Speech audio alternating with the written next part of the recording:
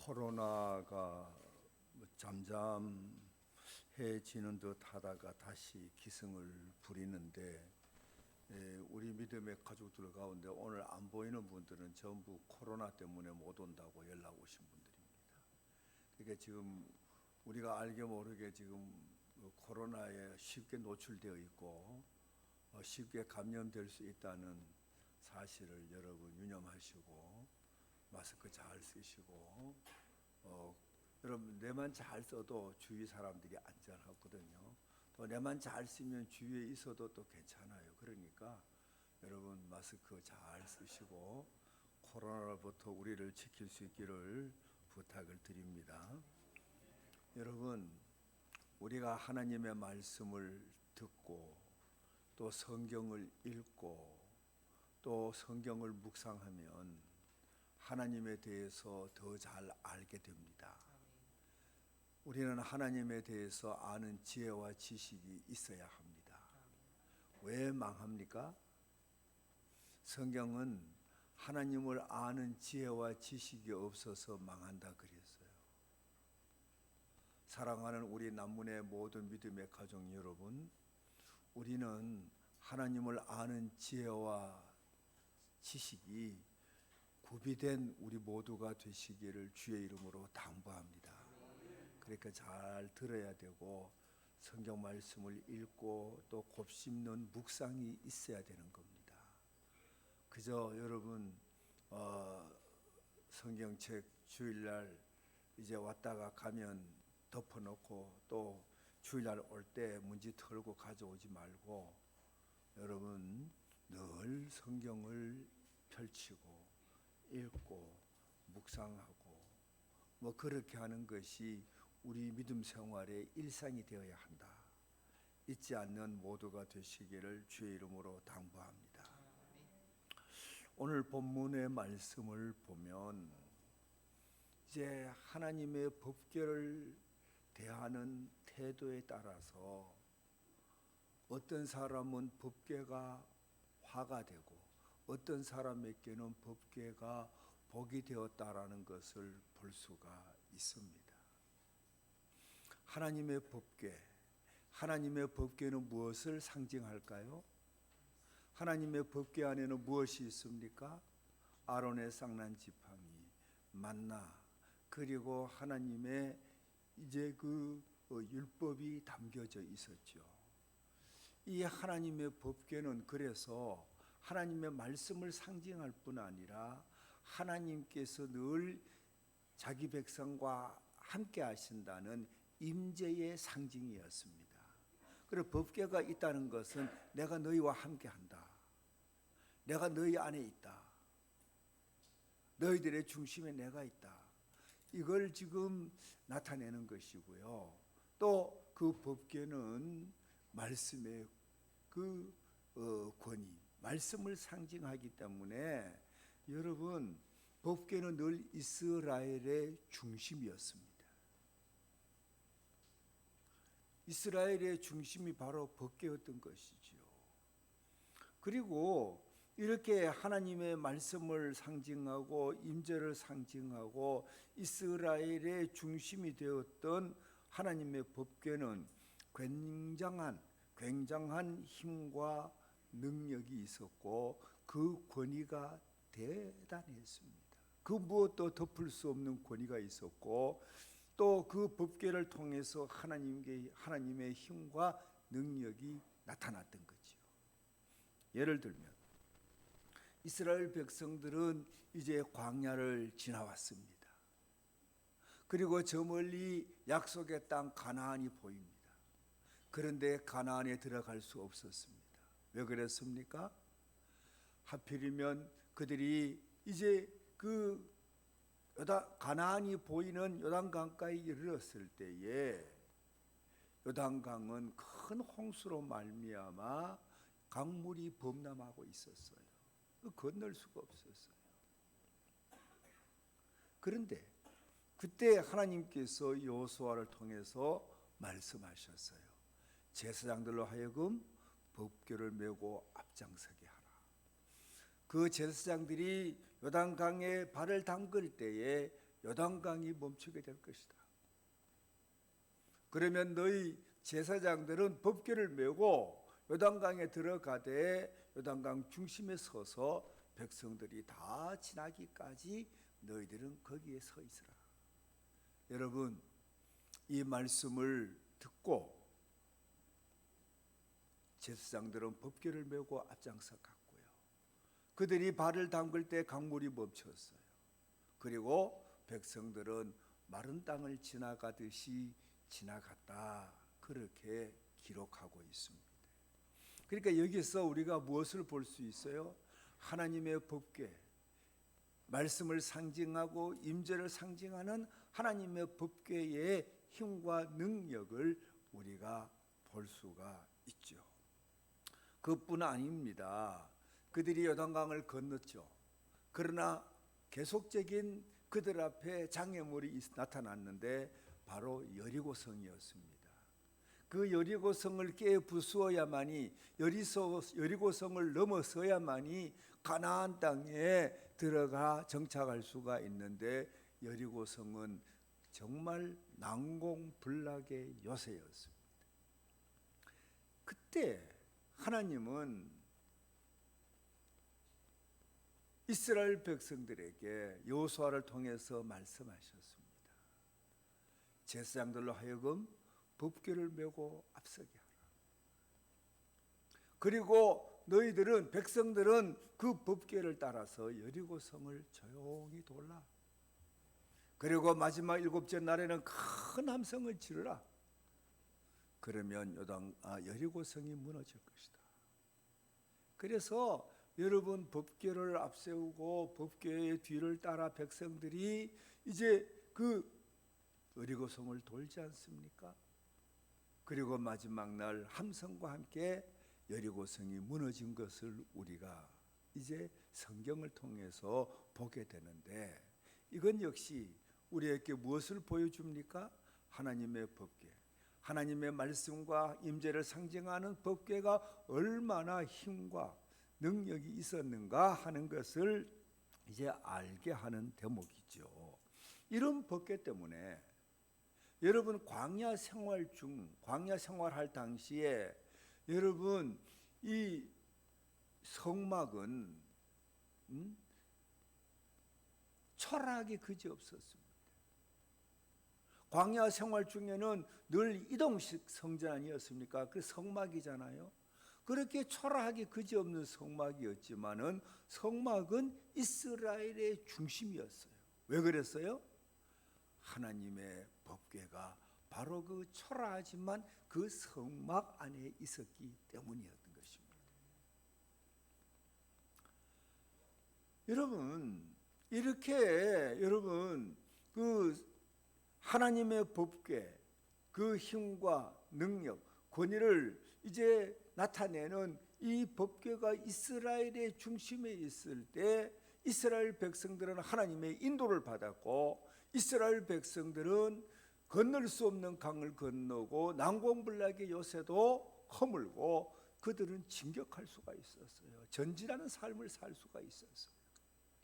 그런데 말이죠, 이렇게 이스라엘 백성들이 법궤를 앞세우고 법궤를 중심으로 그렇게 살아갈 때는 정말 놀라운 하나님의 은혜의 역사가 있었는데, 가나안 땅에 들어가서는 상황이 조금씩 달라지기 시작했습니다. 가나안 땅에 들어가서는 이제 그들은 점점 하나님의 말씀이 그들의 기준이 되지 않는 삶을 살았습니다. 그들의 삶의 근간을 하나님의 말씀에 두어야 되는데, 그들은 조금씩 말씀을 기준 삼지 않고 말씀의 근간을 두지 않고 자행자제하는 이방인의 문화에 점점 젖어들고 하나님을 소홀히 하기 시작했어요. 그러니까 어떻게 돼요? 그들의 중심에 법궤가 있었을까요? 그들의 중심에는 법궤가 없었어요. 법궤는 소홀히 되었습니다. 법궤는 그들에게 너무 멀리 있었어요. 대수롭지 않는 모습으로 그저 그렇게 방치되어 있었어요. 그런데 어느 날 그런 이스라엘 백성들이 이웃하고 있는 블레셋의 공격을 받게 됩니다.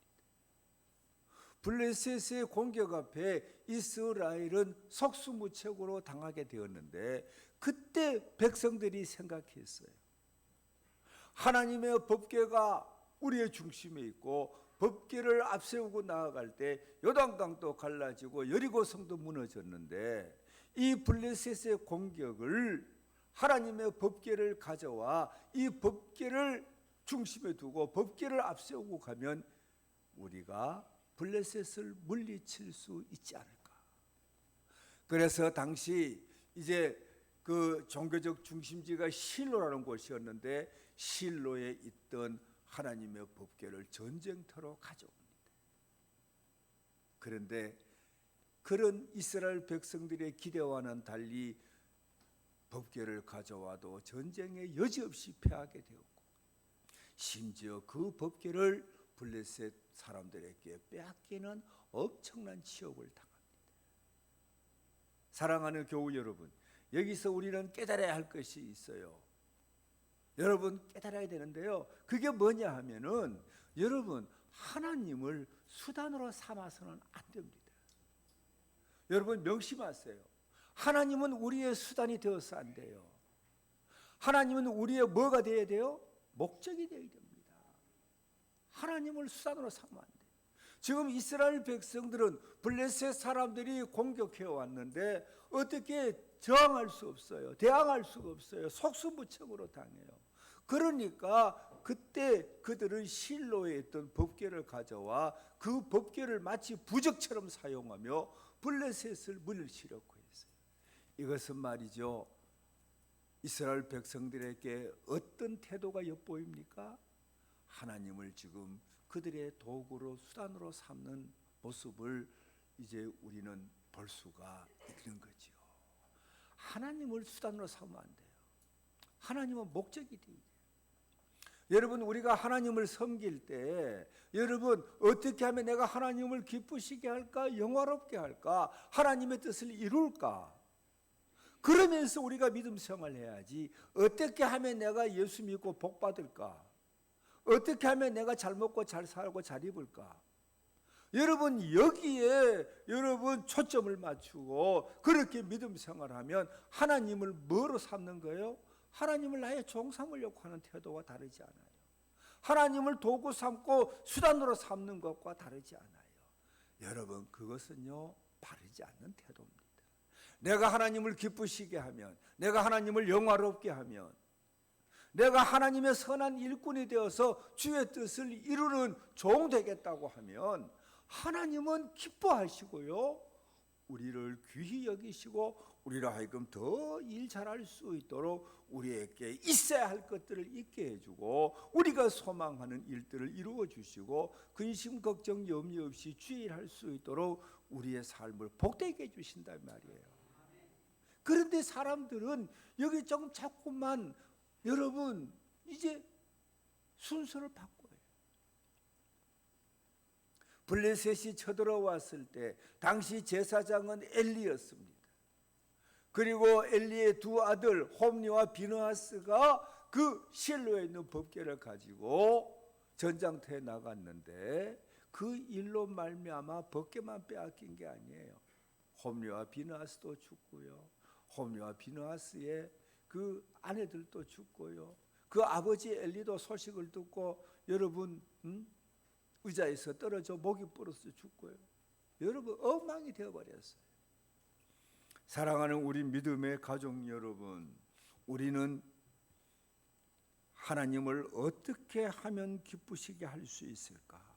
이것을 목적하고 어떻게 하면 하나님의 계획을 이루어드리는 하나님의 일꾼 될 수 있을까? 여기에 초점을 맞추고 믿음 생활하면 여러분 하나님께서 우리에게 복 주시는 줄 믿으시기를 바랍니다. 그러니까 여러분 하나님을 수단으로 삼고 하나님을 도구 삼을 때 하나님은 그 백성들을, 그렇게 이제 믿음 생활하는 이들을 여러분 기대에 부응해 주지 않는다는 거지요. 하나님은 우리의 목적이 되어야 합니다. 그래서 여러분, 이 법궤가 복이 아니라 재앙이 되었던 사람을 우리가 살펴보면은 엘리의 두 아들 홈리와 비느하스, 엘리의 집안이었어요. 엘리의 아들들이었어요. 여러분, 수단이 될 때, 여러분 도구로 삼으려고 할 때는 여러분 오히려 그것이 복이 아니라 화가 된다는 거죠. 여러분, 오늘 본문에 나오는 아비나답의 집안을 볼 수가 있습니다. 이 아비나답의 집안, 여러분 이 법궤를 70년간 모시고 있었어요. 법궤가 블레셋에 넘어갔습니다. 빼앗겼습니다. 블레셋은 그 법궤를 빼앗아서는 조화라고 그들의 신전인 다곤의 신전에 갖다 놓았죠. 그런데 이게 웬일입니까? 아침에 일어나 보니 다곤의 신상들이 법궤를 향하여 엎드려 있는 것이었습니다. 이게 우연인가? 다시 그 신상을 세워 놓았지만은 그 다음 날에는 신상이 엎드려지는 정도가 아니라 목이 부러지고 손목이 부러진 채로 그렇게 법궤 아래 널브러져 있었습니다. 더해서 블레셋 지역의 온갖 독한 종기들이 이제 퍼지기 시작했습니다. 독한 종기의 재앙이 퍼지기 시작했어요. 그때서야 블레셋 사람들은 이러한 모든 다곤 신상이 엎드러지고 부러지고 그리고 블레셋 지역에 온갖 재앙이 임하는 것들이 하나님의 법궤 때문이다라는 것을 깨닫고 법궤를 원래 있던 곳으로 돌려보냅니다. 그래서 돌아온 법궤가 어디에 있었나 하면 아비나답의 집에 있었던 것이죠. 이렇게 블레셋으로부터 돌아온 이 법궤가 아미나답의 집에서 얼마간 있었나 하면 엘리 시대를 지나 사무엘 시대가 끝나고 사울의 40년 통치 기간이 지날 때까지, 그리고 헤브론에서 왕이 된 다윗이 다시 예루살렘에 올라와 통합 이스라엘의 왕이 될 때까지 이 법궤는 아비나답의 집에 그대로 있었어요. 한마디로 말하면 아비나답의 집에 이제 이 법궤는 그냥 버려져 있었다, 방치되어 있었다는 것이죠. 관심 없이 그냥 한쪽에 처박혀 있었다는 것이죠.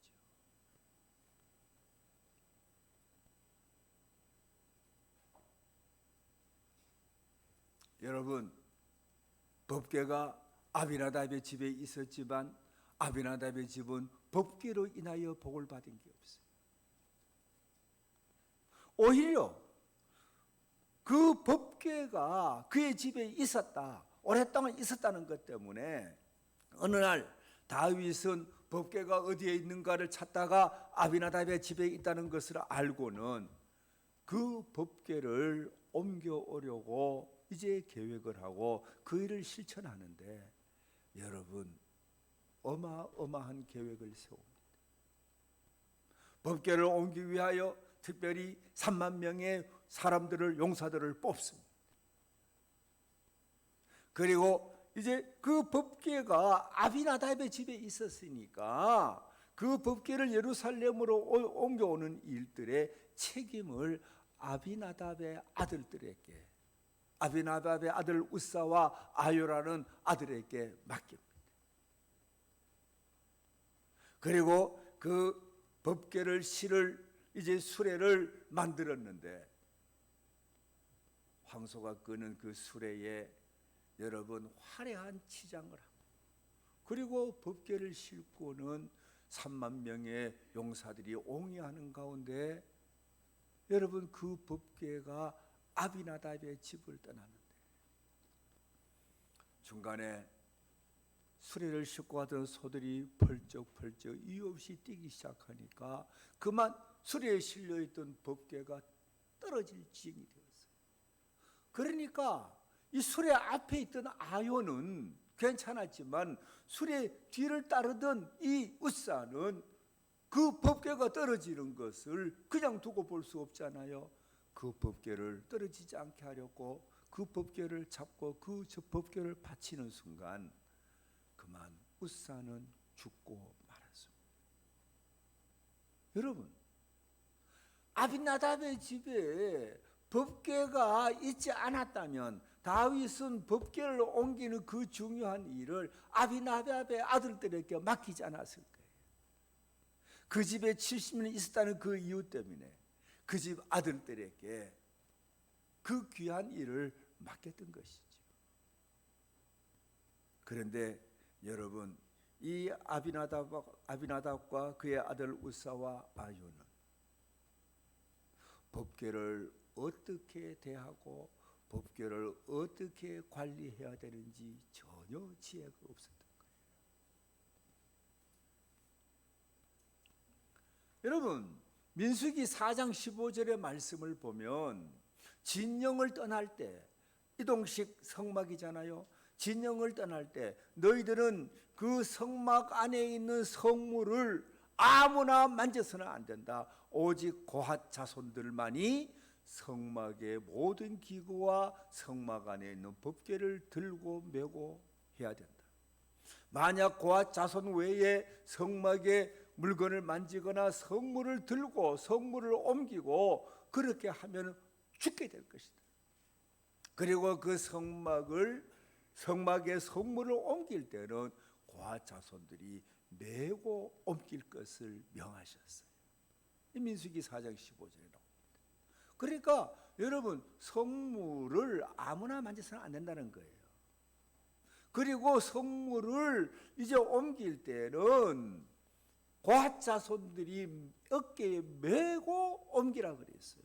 그런데 여러분, 아비나답과 다윗은 성물 법궤를 어떻게 옮깁니까? 여러분, 수레에 싣습니다. 고핫 자손이 아니라 아비나답의 아들 우사와 아요로 하여금 그것을 들고 그것을 옮기는 일들을 맡겼습니다. 그러니까 여러분, 하나님의 말씀과는, 하나님의 명하신 말씀과는 전혀 다른 모습으로 법궤를 대하고 법궤를 만지고 법궤를 옮겼던 것이죠. 그래서 하나님은 진노하시고 말씀대로 따르지 않는 우사, 아비나답의 아들, 아비나답의 집을 하나님은 징계하시면서 우사를 쳐서 우사를 죽게 했던 거죠. 그러니까 여러분, 이게 법궤가 복이 아니라 재앙이 되었던 사람은 어떤 사람이라고요? 여러분, 하나님을 수단이나 도구로 삼는 사람, 또 하나님을 아는, 여러분, 성경을 옆에 두고 있지만 성경에 대한 지혜와 지식이 없으면 그게 뭔 의미가 있나요? 이 아비나답은 이 지식이 없었어요. 지혜가 없었어요. 어떻게 법궤를 대해야 되는지, 어떻게 법궤를 소중히 여겨야 되는지 전혀 지식이 없었어요. 그래서 결국 수레에 싣고 옮기는 그 일을 하게 되었고, 그리고 이제 법궤를 만지는 그 무서운 일도 우사는 그만하게 되었는데, 그 결과 그들은 목숨을 잃지 않았습니까? 여러분, 우리는 믿음 없는 믿음의 연조는 자랑거리가 아니다는 걸 알아야 돼요. 예? 여러분, 믿음의 연조가 길면 뭘 해요? 믿음의 연조가 아무리 길어도 하나님을 아는 지혜와 지식이 없으면 소용이 없어요. 법궤가 그의 집에 70년 있었지만 법궤에 대해서 아는 게 없었어요. 그래서 결국 아비나답에게 법궤는 복이 될 수가 없었던 거예요. 또 다윗도 실패한 사람이었습니다. 다윗도 실패한 사람이었어요. 화려한 수레에 싣고 3만 명을 동원해서 옹유하게 했습니다. 아주 여러분, 예루살렘에 올라와 이스라엘의 통합 왕이 된, 전에는 그저 한쪽 헤브론 산지에서 유다 민족만의 왕이었던 그가 7년 6개월 만에 헤브론에서 예루살렘에 올라와 이스라엘 전체를 다스리는 통합왕이 됩니다. 그 7년 6개월 동안 여전히 사울 가문과 막 싸웠단 말이에요. 그러다가 이제 모든 것이 평정되고 이스라엘의 통합왕이 되었는데, 통합왕이 된 그는 법궤를 옮겨오는 것을 국가적인 행사로 기획했습니다. 여러분 한번 생각해 보세요. 3만 명을 동원해서 아비나답의 집에 있는 그 법궤를 화려한 수레에 실어서 옮겨옴으로써 여러분 다윗이 계획했던 것은, 다윗이 꿈꿨던 것은 뭘까요? 이 법궤를 가져옴으로 이스라엘을 신앙적으로 통합하고 이스라엘을 정치적으로 통합해서 이스라엘 전체를 하나가 되게 하려는 것이 다윗의 생각이었어요. 여러분 그 생각은 좋습니다. 얼마나 귀합니까? 여러분 목적이 아무리 선해도 여러분 그 방법과 과정이 바르지 않으면 그것은 인정될 수 없어요. 성경을 읽겠다고 초를 훔친다. 여러분 그게 용납이 됩니까? 여러분 성경을 읽겠다는 것은 선하지만은 초를 훔치는 것은 선한 일이 아니죠. 법궤를 옮겨와서 신앙적으로 정치적으로 이스라엘을 통합하겠다는 다윗의 생각은 선했지만은 그 방법은 지극히 비성서적이었습니다. 지극히 하나님의 말씀과는 동떨어진 모습이었습니다. 다윗이 그런 국가적인 행사를 이제 계획했다면, 그리고 그것을 실천했다면 여러분 어떻게 해야 옳았습니까? 그는 하나님의 말씀대로 해야 옳았던 것이죠. 하나님의 말씀대로 고아 자손들을 통해서 그 법궤를 매게 하고, 그리고 그것을 시일이 걸려도 예루살렘으로 옮겨와야 했었는데 다윗은 형식에 얽매였습니다. 이벤트 국가적인 큰 행사를 벌려서 국민들의 이목을 끌고, 그렇게 해서 이제 화려한 모습으로 정말 이거야말로 하나님의 법궤를 옮겨오는 그 모습에 걸맞는 그런 모습이다 라는 것을 사람들에게 보여주면서 그렇게 이제 법궤를 가져오려고 했는데 하나님은 그것을 용납하지 않았어요. 하나님은 화려한 걸 원하지 않습니다. 하나님은 그럴듯한 형식을 바라는 게 아니에요. 하나님이 바라는 건 뭡니까? 말씀대로 행하느냐 하는 것입니다. 말씀대로 행하느냐. 내가 사회적 지위가 있으면 뭘 합니까? 내가 지식이 있으면 뭘 합니까? 내가 능력이 있으면 뭘 해요? 여러분 내 삶은 하나님의 말씀에 근거하고 하나님의 말씀에 근간을 두고 살아가는 삶이 되어야 하는 것을 잊지 마시기를 바랍니다. 그러니까 여러분 아무리 지식이 많아도, 아무리 재물이 많아도, 아무리 권세가 많아도, 아무리 세상 경륜이 많아도 여러분 그것이 우리를 구원하지 못해요. 우리를 구원하는 것은 뭡니까?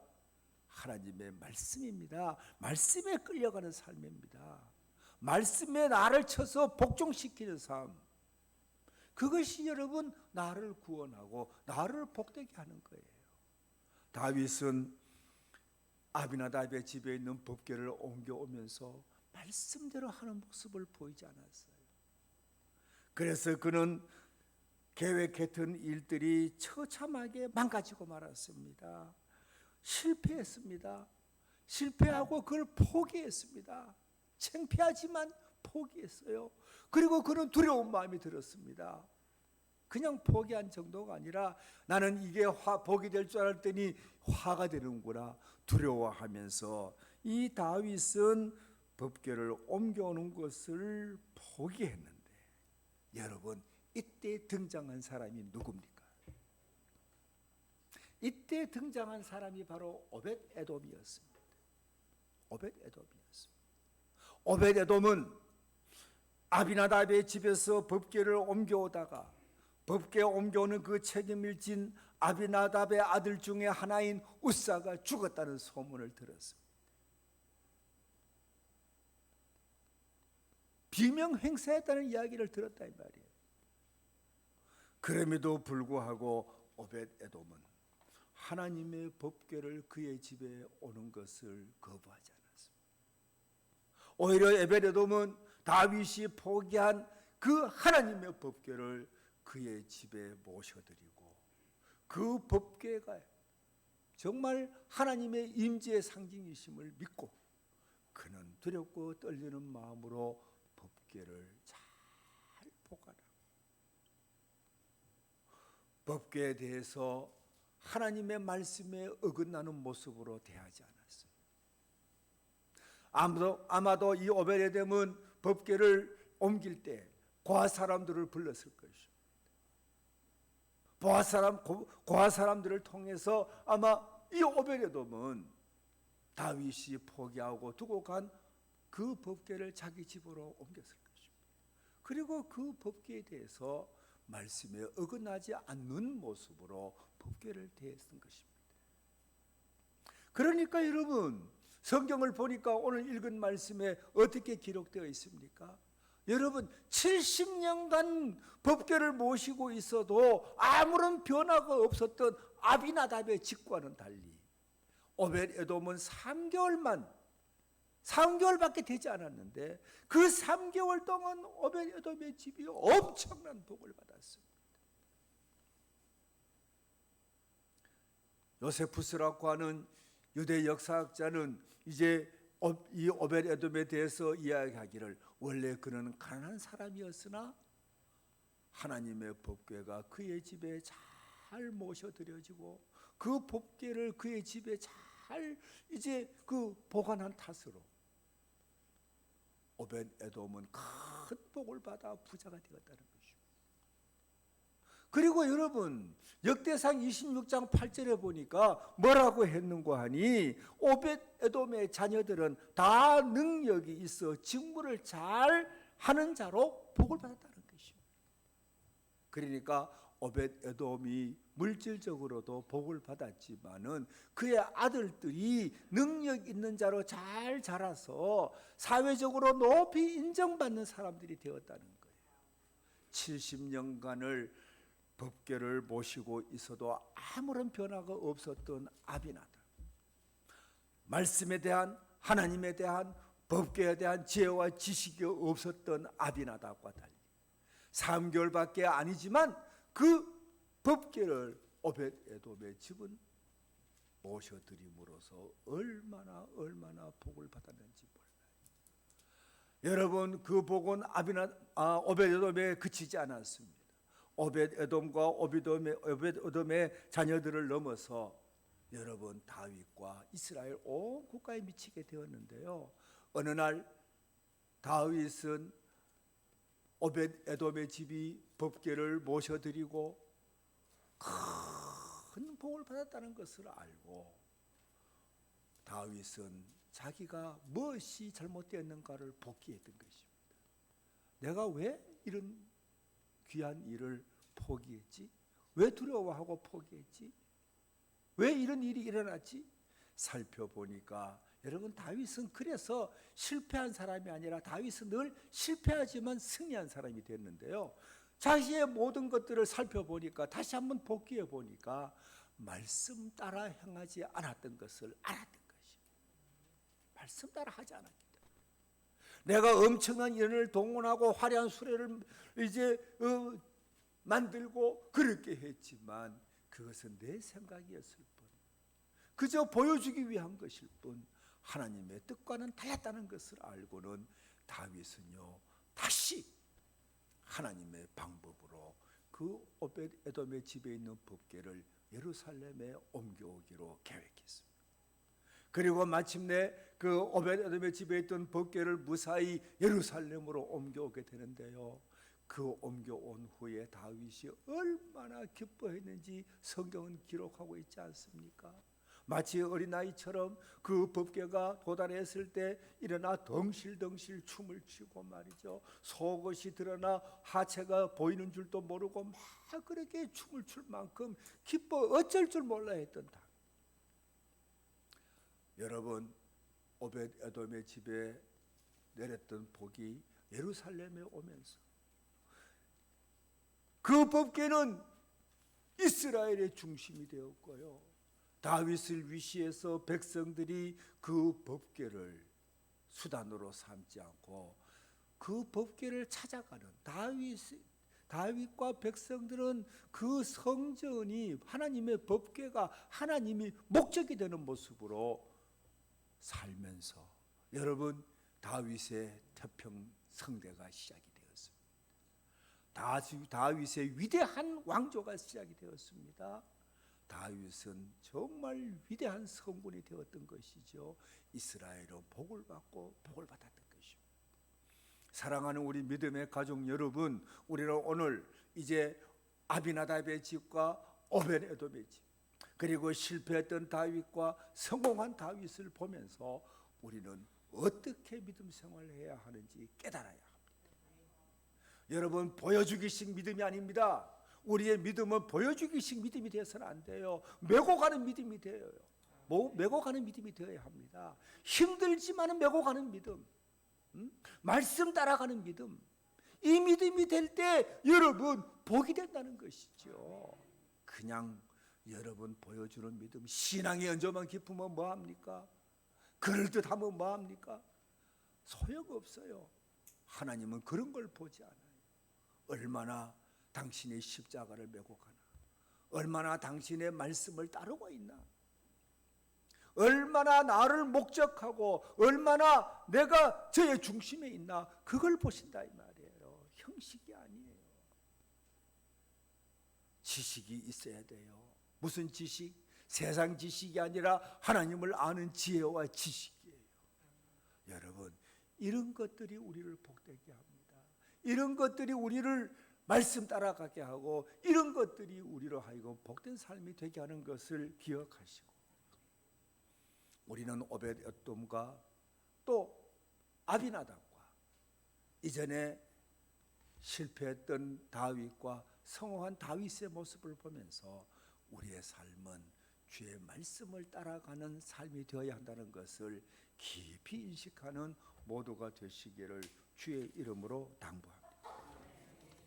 고맙고 감사하신 아버지 하나님, 우리를 사랑해 주시고